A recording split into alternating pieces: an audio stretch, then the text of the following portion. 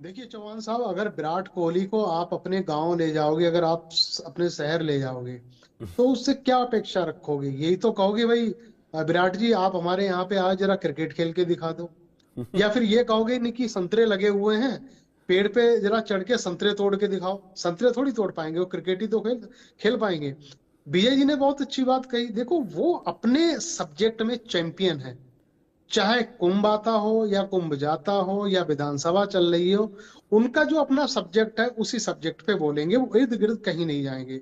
लेकिन अब ये हो गया है आज के बयान के बाद में कि अब वो खुल्लम खुल्ला आ गए हैं, पूरी तरीके से आ गए हैं। कोई छिपा नहीं है, कोई पर्दा नहीं, कोई कोई ढकी कोई पर्देदारी बात नहीं नहीं रह गई चलेगी। है।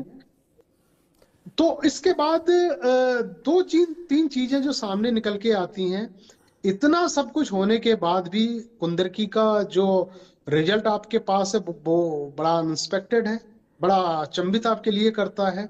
जहां 68% मुस्लिम आबादी हो और जिनके लिए आप इस तरह के बयानबाजी, इस तरीके से सब चीजें कर रहे हो, उसके बावजूद भी आप लाख 1.5 लाख वोटों से जीत जाते हो। वहां तो मुसलमान है, वहां तो दूसरी कोई ऐसी जाति है नहीं जिससे आपने इतना बड़ा वो कर दिया हो। और दूसरा सबसे बड़ी बात यह है कि जो 27 का जो ताना बाना है, मुझे लग रहा है वो अभी से बुना जाने लगा है।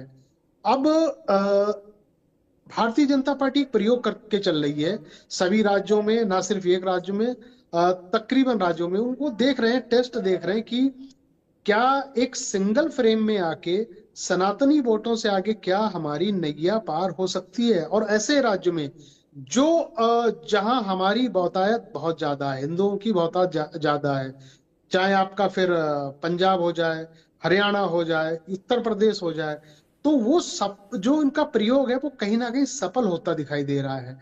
हम ग्राउंड पे होते हैं चुनावों में, जब चुनावों में हजारों लोगों से बात करते हैं, तो यही चीज निकल के आ जाती है। बीजेपी आपसे क्या उम्मीद कर रही है, क्या एक्सपेक्ट कर रही है? तो सीधे सीधे उनके जो वोटर हैं, कोर वोटर हैं, वो एक ही बात कहते हैं, देखो हम अपने हिंदुत्व को बचाना है, सनातन को बचाना है। यहाँ पे जो जिस मुद्दे पे हम लोग चर्चा करते थे वो बहुत पीछे छूट गई, जिसमें महंगाई भी आती थी, बेरोजगारी भी आती थी, लॉ एंड ऑर्डर की स्थिति भी आती थी, ये सारी चीजें आती थी। इस पे अब ज्यादा चर्चाएं होती नहीं है, ये बहुत पीछे छूट चुकी हैं। संबल में क्या हो रहा है, उसको आपने धर्म समुदाय से जोड़ दिया, क्योंकि धर्म बहुत बड़ा एक व्यापार बन गया है। एक हार जीत का, जीतने का एक बहुत बड़ा पैमाना बन गया है चुनावों के लिए। अब संबल में जो चीजें हो रही हैं उससे कितने लोग आहत हैं, कितने बेरोजगार हो रहे हैं, काम धंधे वहां पे नहीं हो पा रहे हैं, रोजी रोटी जिनकी ठेली लगाते थे उनको मना कर दिया गया।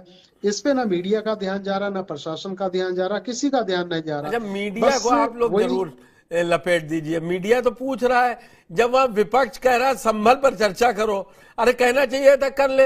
योगेश वर्मा खड़ा कर देते, किसे खड़ा कर देते। योगेश वर्मा क्या कह रहे, कोई हेडलाइन बनी? विजय जी तो सदन के गैलरी में ही थे, कोई बात हुई योगेश विजय जी? वर्मा, ये लखीमपुर वाले। हाँ मालूम है, अरे आपको तो अरे मालूम है, आपको मैं क्या अरे बताऊं।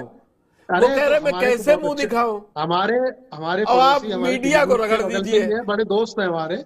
लेकिन देखो, अब चाहे नेता हो, अभिनेता हो, पत्रकार हो, इतनी बड़ा जब हादसा हो जाता है और उनको न्याय नहीं मिलता है, और वो भी अपनी सरकार से, वो कह रहे हैं कि मैं तो सरकार में ना विधानसभा में जा लॉ रहा हूँ, ना एंड किसी ऑर्डर मीटिंग गिनाया में जा जा। रहा, 47 हाँ, से वो सब 209 चीजें। हिंदू मार और दिए देखो गए, मैं, वहां विधायक अगर चिल्ला अगर रहा है। ठीक है, अब मैं अगर अगर अशोक यादव जी के पास जाता हूं।